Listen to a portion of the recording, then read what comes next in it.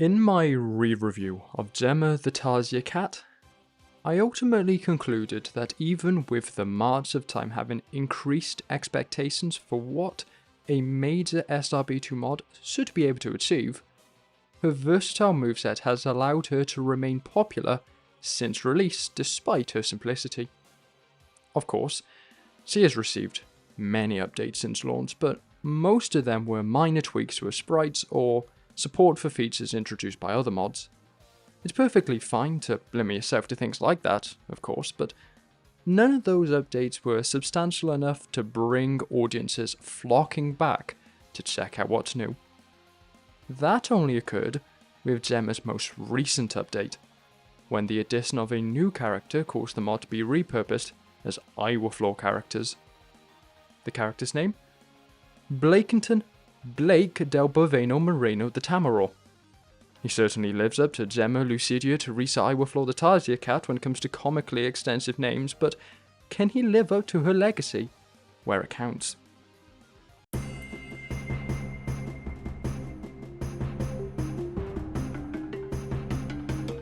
Throughout my review, I made it clear that simplicity was one of Gemma's greatest strengths, and having read through the comments left on that review, it seems like that's the common sentiment for everyone else as well.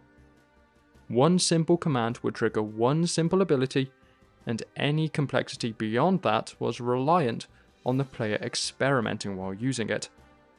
Blake, on the other hand, has 3 abilities, by no means overly complex, especially by modern standards, but also a 3-fold increase in commands to remember compared to his partner. All of them are manifestations of Blake's control over shadows, and all have sufficiently edgy names like Phantom Dragon, Phantom Eagle, or Phantom Slash. Hopefully, with names as self-descriptive as that, I shouldn't need to take too long explaining how each one works. Pressing jump in mid-air summons a Shadow Dragon to fly you upwards, that's Phantom Dragon. Pressing spin instead will summon an eagle that drags you forward, that's Phantom Eagle. And pressing spin on the ground will cause Blake to slash forwards while harnessing shadowy energy. No prizes for guessing that ability's name. These are all very nice to use, with a healthy amount of feedback, with the sound effects, particle effects, animations, and so forth. They all also, just like Gemma's Terrorizer, have no complicated gimmicks attached to them that makes them a pain to use. There are no charge times to consider. There are no prerequisite moves that must be used before they become available in a string. There are no resource costs involved. The biggest wrinkle any of these have is how the Phantom Slash will transform into the Phantom Dash after 3 uses in quick succession. But as I'll get to soon enough, there is a reason why that's the weakest of Blake's abilities. Other than that, they're probably even easier to come to grips with than the Terrorizer, because there's no need to consider the level below you, only what's in front or above. The Phantom Dragon and Phantom Eagle are fun abilities to use, but I definitely preferred the Terrorizer. Sadly, none of the Phantom abilities matches its sheer dependability, because every one of them can be used only for one task. With the Terrorizer, you could obviously use it to gain height as intended, but it also had utility as an attack, or to increase your speed, or as a stomp, and it was fun trying to extend its use by comboing bandits and monitors. That was where Gemma really shone, and I don't think she'd be anywhere near as fun as she is if the Terrorizer wasn't as versatile as it is. If it could only be used exactly as intended, exclusively to gain height, then she wouldn't be simple fun. She'd just be boring. That's where the crux of the problem lies for Blake, because since his abilities are well defined to do one thing, and one thing only, there isn't much room or motivation for experimentation. Very quickly, you'll come to understand that the Phantom Dragon is used for height, the Phantom Eagle for distance, and the Phantom Slash for attacks and breaking the occasional floor or wall to progress, as Blake cannot roll or spin.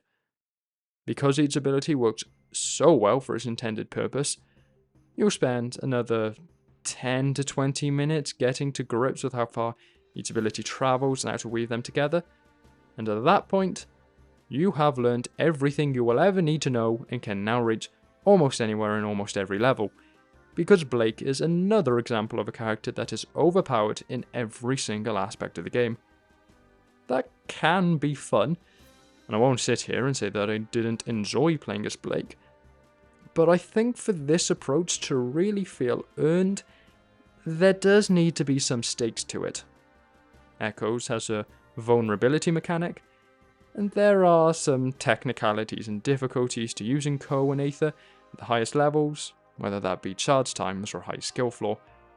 Blake is just too darn good for someone who has it this easy. So while it is fun to play as him, it isn't as engaging as the characters I just listed or his partner Gemma, and it just ends up feeling a little mindless. That problem is further exacerbated by how I didn't end up using the Phantom Slash all that often. It works fine with a pretty generous window before it resets your combo to perform the Phantom Dash, and the only problem I really have with it is that from your default camera position behind the player character, it's difficult to tell when the hitbox is active. The animation looks good from the sides, but Blake needs to extend his arm a little more to the side during a slash, or the shadow energy needs to extend past his frame a little more, to stop the hitbox indicator from being obscured by its body. My reason for not using it much is that it overlaps with the Phantom Eagle in a lot of situations, and the Eagle is almost always preferable. It can't be used in most boss fights because they float off the ground, so I've used the Phantom Eagle instead.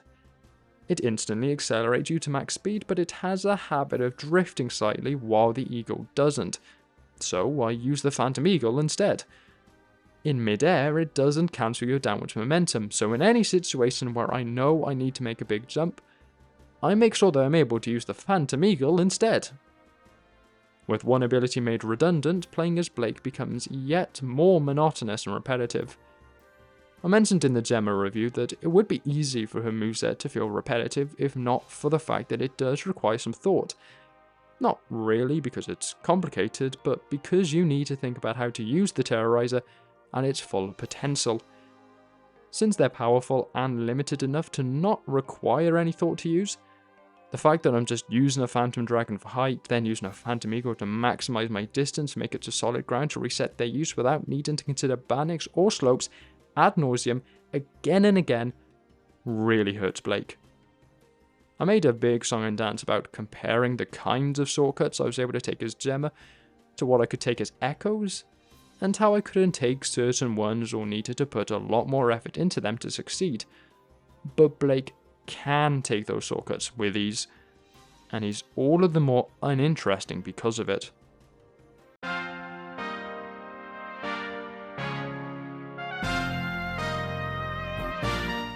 Blake unfortunately has no super form, so we'll move right on to talking about his sprites.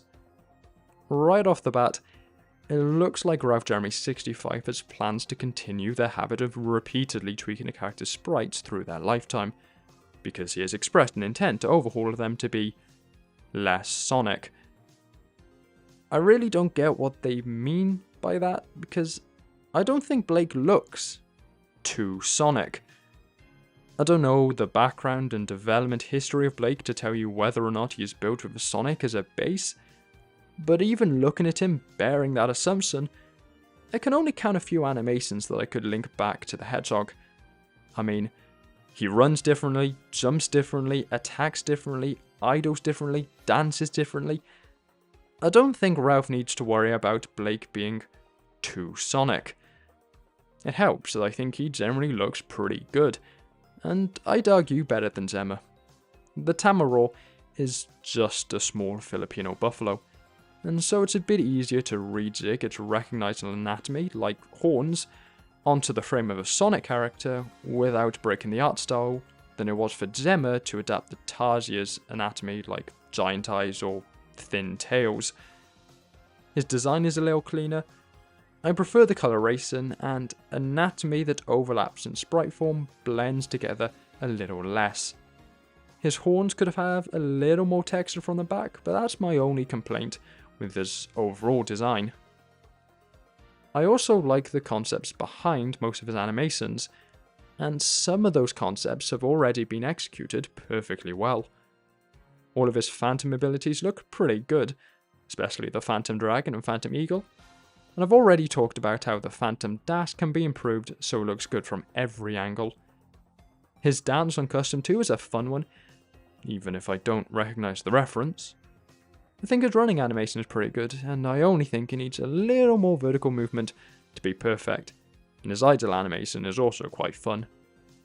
The only animation I have any gripes with that I haven't already mentioned is his roll animation, because even if he can't roll under normal circumstances, it still appears every so often when the level somehow forces it. I just don't really like the black splots in the centre of it. I think it's supposed to represent his tuft of hair, but it looks more like some sort of mohawk. I think it could be improved either by fully committing and having a black strip run up the entire ball, or having it be removed entirely so it's just fully grey. But yeah, other than that, I think he's mostly a success already, so I hope he doesn't spend years having tiny tweaks made to him over work being done on Ralph's final character.